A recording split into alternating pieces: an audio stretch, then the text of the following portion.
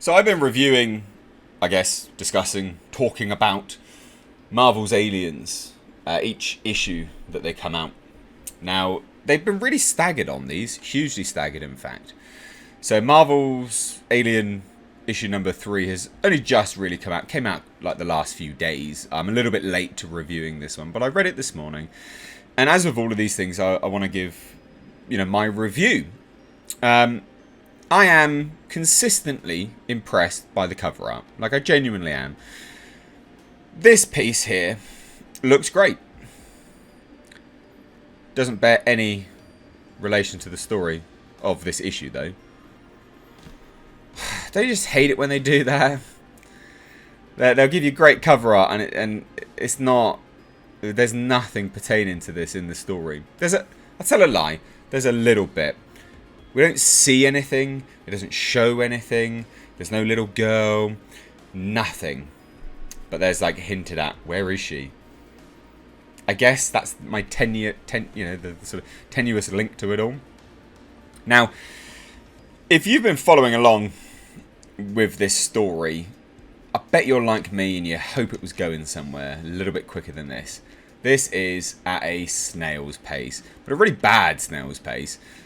Because each issue, there's like, again, each issue has, like I'm looking at it now, probably about 19 pages of content. It's not good. You got the front cover, like 2 pages inside, and the final one ends up at like page 22, right? Which means that you're down a few pages of content. And it's at this painful, dragging, slow story. And the thing is, it would make sense if the story was interesting, right? But I feel like we're getting a bit of J.J. Abrams and the mystery box here. I really, really do. So, for those that don't know, let's do a quick recap on Marvel's Aliens and the story.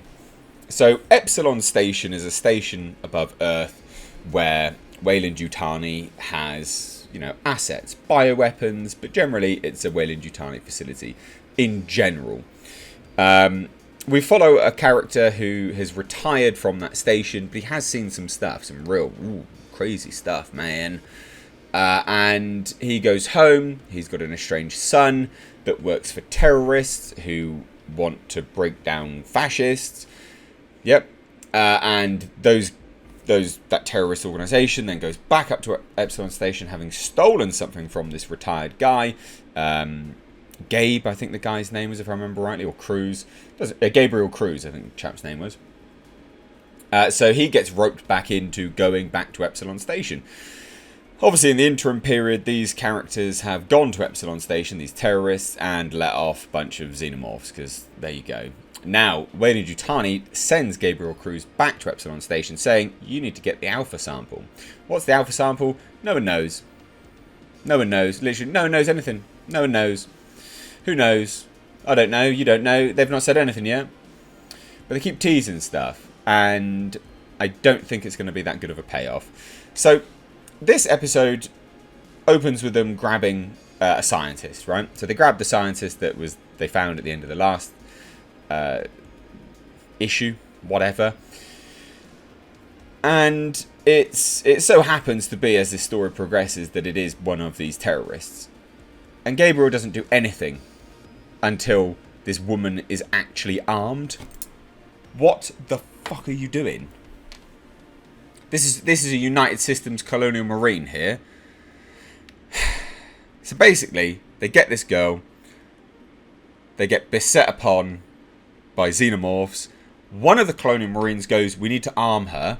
Gabriel Cruz goes, no, don't do that. Doesn't stop them. The guy gives her a gun.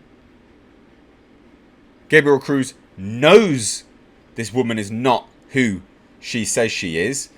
And literally knows that, or at least at the very least thinks and believes close enough to, not like this person and be cautious of her, thinks that she's part of the terrorist organisation, right?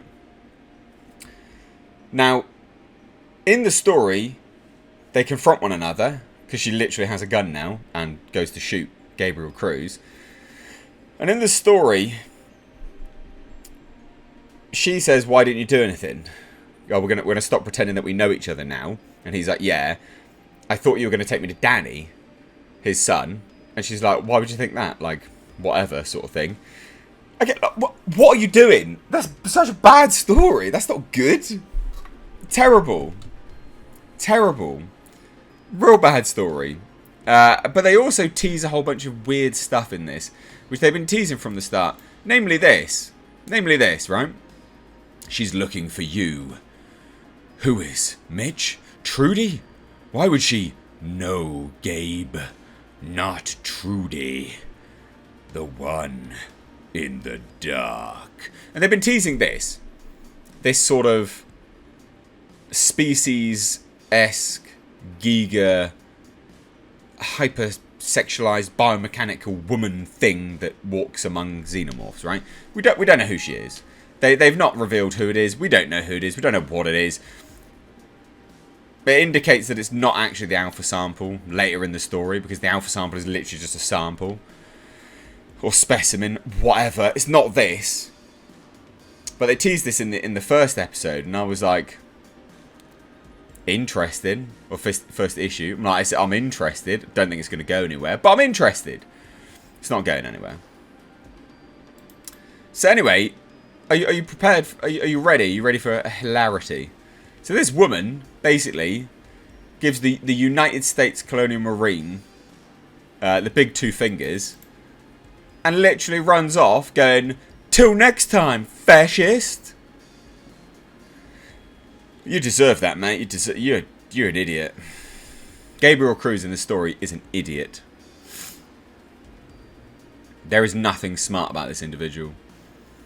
You let this woman get armed. You can see the gun in her hand. She runs off. You're lucky you're not dead.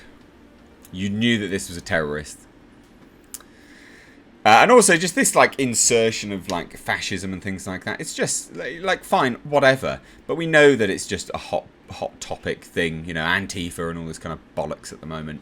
Like, it's just so lame. You know? And like Alien has always had anti-corporation messages and things like that in it for sure. You know, anti-company messages. Like, I get that. But I think this is going just a little step too far. Before it was, you know, the working guy versus the company. Now it's terrorists versus the company. Like, who am I supposed to root for here? Who do you think is going to be rooting for who? So all in all, I can't say I really am enjoying this comic. I can't recommend it. I'm hoping by issue 5 something happens. And I think what I'm perhaps so surprised by is they're taking so long between each issue. You'd think they'd have a better story by now, you know? Something where you can get your teeth into it and go, oh yeah, goddamn. Or at the very least, like, each issue is better. I don't know, like, it's just not... Maybe I expect too much from my comics these days. I just expect this to be better, the fact that they are taking so long with it. But maybe I'm wrong. But if you are reading it, let me know what you think down below. Love to hear your thoughts. Cheers. Take care.